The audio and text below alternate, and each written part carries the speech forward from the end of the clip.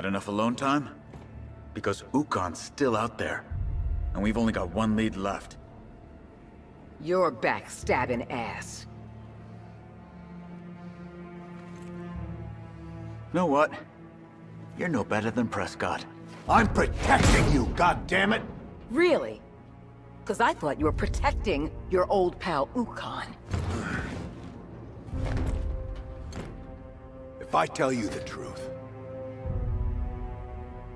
there's no going back.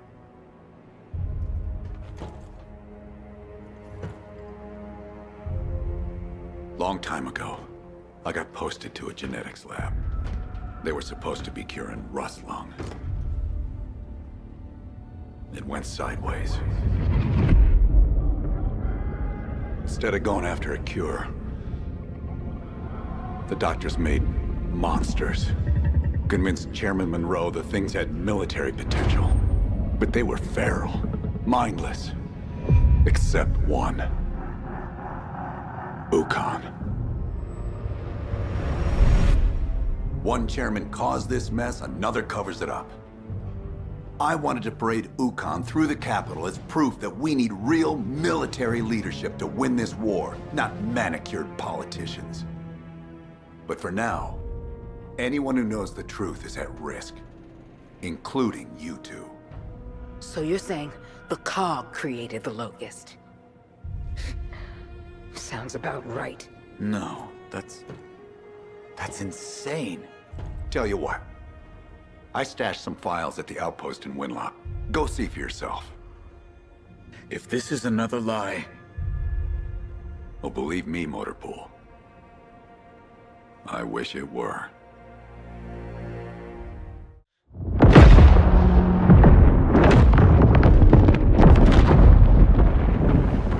Don't say I didn't warn you. Well, Prescott thinks we're dead. Good. One less distraction while we get back to the mission. Killing Ukkon. Oh, really? And how are we gonna do that? His healing. I can turn it off. You're telling us this now? Well, yeah. Wasn't trying to kill him before. Spill it. Ukkon's turbocharging his healing, right? Well, at New Hope, the docs had a dirty trick called Cytostatic Gas. Completely jams up the healing process. I know how to make it. And you can weaponize it.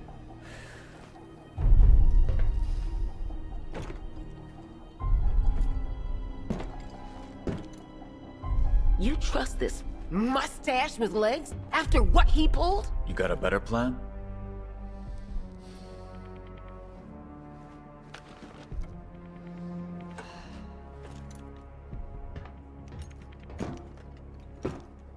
Ukkon dies.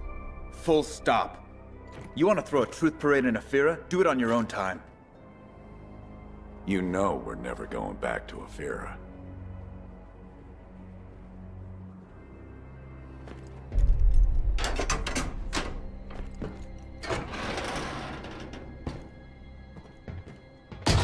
Pull any shit. No more warning shots. Okay. Let's get to work.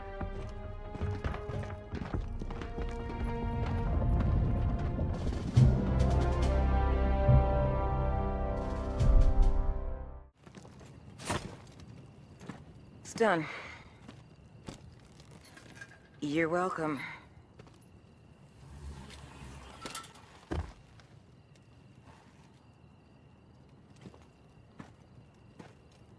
All that's left now is to find out where Ukkon's hiding.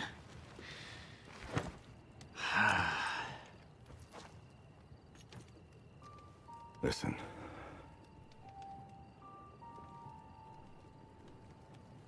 What I did before.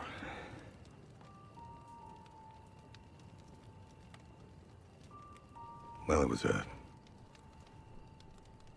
bad call.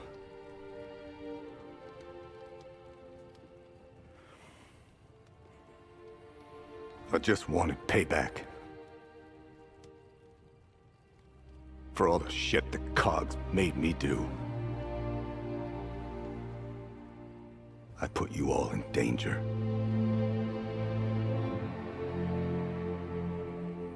I'm just trying to make that right.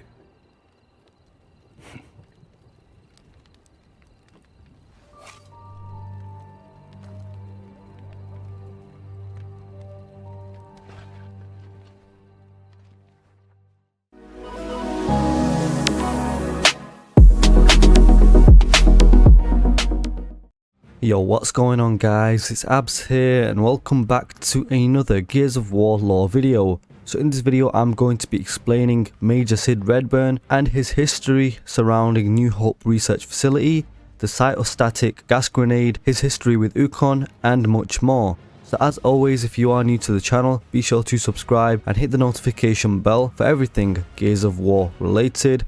And yeah, let's dive straight into it. So Major Sid Redburn, also called Hunter by his fellow Gears, was a Gear of the Coalition of Ordered Government's army in the Pendulum Wars and the Locust War. Sid Redburn was born in Tyrus and he was raised in the family to become a Gear, and his family was well connected and his friends were with those in the high positions of the COG. Among one of them was Colonel Tolman, who had close ties to Chairman Monroe, who was the chairman at the time. So therefore Sid eventually joined the Coalition of Ordered Government's army as a Gear with the rank of Private during the Pendulum Wars. So he was serving as a Private during the Pendulum Wars, but after serving some time as a Private, the Coalition High Command offered Private Redburn a career-making opportunity that would not only advance his career, but would also be a great serve towards helping the greater good. So this career-making opportunity was Sid Redburn being stationed at the New Hope Research Facility as a security guard basically. Because unknown to most of the population, the miners of Emotion and their families began suffering from a fatal disease that was known as Rustlung, and the Coalition opened the New Hope Research Facility to house and study the children of the Emotion miners who were sick with Rustlung, and in order to find a cure for them. So Sid Redburn was basically stationed at the facility and he agreed to the position out of patriotism and heroism. You know, this was a career making opportunity for him. However, this is where it gets a bit dark. So the director of the facility and a geneticist named Dr. Niall Sampson became less interested in simply finding a cure for Rustlung, but he wanted to evolve humanity into superior and immortal beings with the potential to use them to end the Pendulum Wars. So while Sid was stationed at New Hope, Redburn was ordered to chain the children to their beds, pin them to the floor while the scientist tapped their blood, and basically treated them like prisoners, not like patients. And Dr. Sampson began to mutate the children with the DNA of the indigenous creatures of the Hollow by transforming them into sires. So Sid basically thought that, look, this is a career making opportunity. I'm going to be a guard for this New Hope Research Facility in order to find a cure for Rustlung. But Dr. Niall Sampson, he's an absolute crazy guy. He had other ideas, and as you can tell, you know, it was all really graphic and disturbing really what he was doing to these children. But as the sires were created, most of the sires were feral and mindless creatures. However, there was one of the children named Ukkon, who was known as Patient Zero, retained his mental capacity, and he terrorized the facility.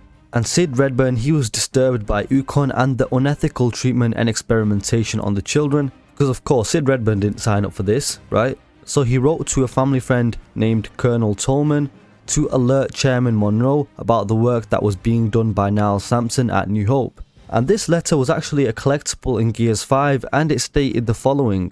So it states, intercepted letter, Colonel Tolman, I apologize for the protocol breach of writing you directly, but I am praying that as a family friend you can help me with a desperate situation. So Sid, he had very close links to Colonel Tolman, and it states, when Command offered me a guard position at the New Hope Research Facility, they called it a career making opportunity.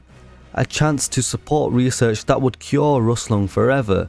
But that's not what's happening here. I have been ordered to chain the ill to bed frames like prisoners, not patients. I have had to pin down screaming children, while lab-coated men with needles tapped their blood and left them to shiver on the floor. So this is really disturbing what Niles and the fellow scientists were doing. Niall Sampson isn't making a cure, he's making things. I can't say what they are, no one can. but no good can come of it, I promise you. I beg you, Colonel, talk to Chairman Monroe, tell him people are suffering here, tell him Dr. Sampson's gone mad.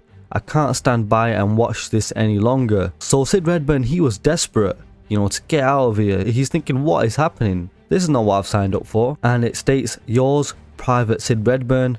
But across the bottom of the letter, something has been written in a different hand. And it stated, intercepted in mailroom, get Redburn out of here, Niall Sampson. So they basically intercepted his letter. So the letter was intercepted by New Hope security, and Niall Sampson ordered the termination of Private Sid Redburn.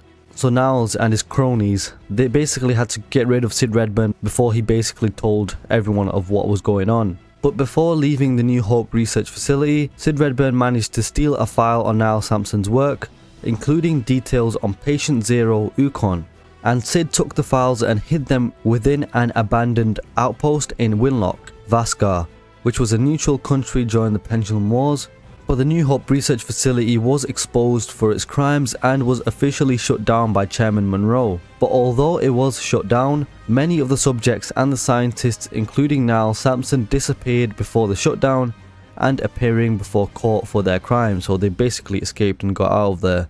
So due to Sid Redburn's termination because of his attempt to unveil the wrongdoings at New Hope, Private Redburn was pardoned, and he spent the remainder of the Pendulum Wars as Major Redburn by fighting against the UIR. And at a certain point in the war, Major Redburn lost his left eye and he replaced it with an eye patch. And then later down the line, at an advanced age, Major Redburn was able to survive the war and witness the end of the Pendulum Wars after 79 years of war. So we've talked about Sid Redburn's history and his history at New Hope Research Facility as well as Sid during the Pendulum Wars. But let's talk about the assassination of Ukkon and how Sid played a part in it, and the rest of what we know of Sid Redburn's timeline. So Sid, as he was a security guard at New Hope, that gave him insight on the medical procedures that eventually led to the creation of the Locust race, so he knew the secrets of New Hope, and Sid was very familiar with the sire named Ukkon back from the New Hope Research Facility.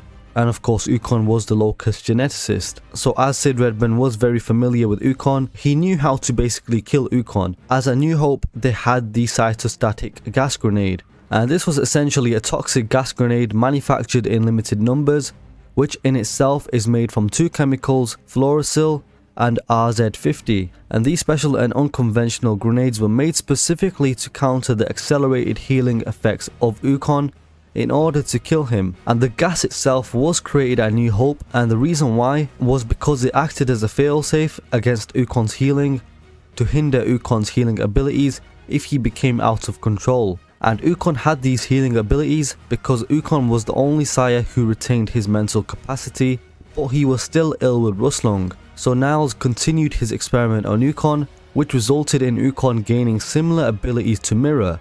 So Ukkon, when exposed to emotion, accelerated the healing process when wounded, and this essentially made Ukkon immortal. So the cytostatic gas was ultimately his kryptonite, you could say, because without the cytostatic gas I don't think there's any real way of killing Ukkon really, which is pretty crazy to think about. So just a little bit about cytostatic gas grenades themselves. So those grenades were incredibly toxic, melting flesh in a near instant. And Sid warned Gabe and Michaela not to drop the gas as it was prone to melting skin upon contact, so it was incredibly toxic. And the grenade itself was housed in a makeshift stim gas grenade canister, but instead of the blue stimulation gas, it contained the turquoise green cytostatic gas.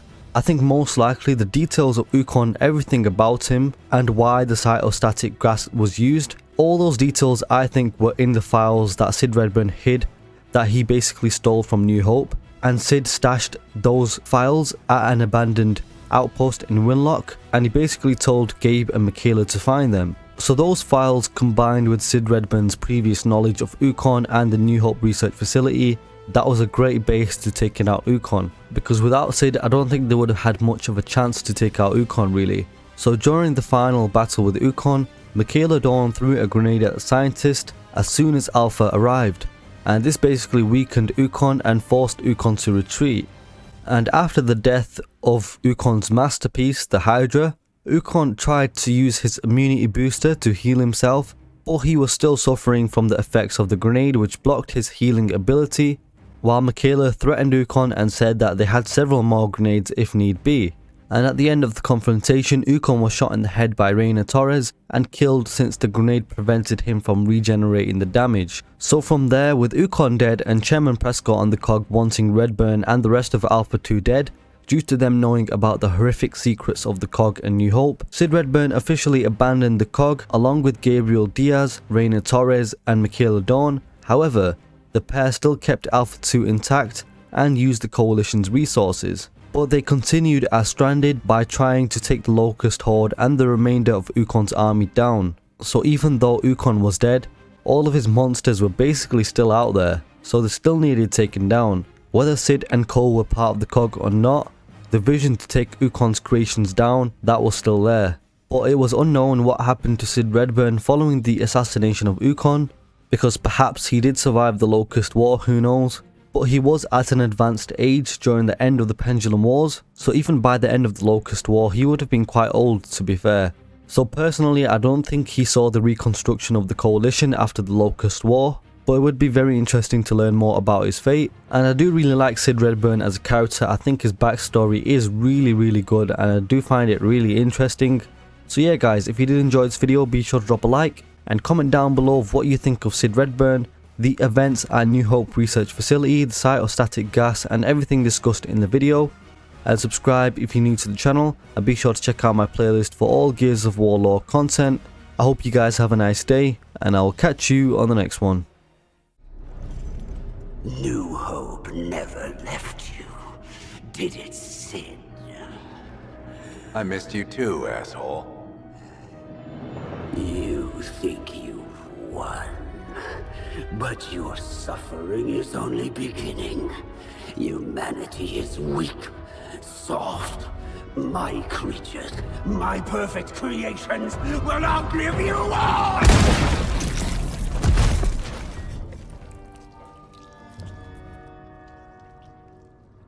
That's that then.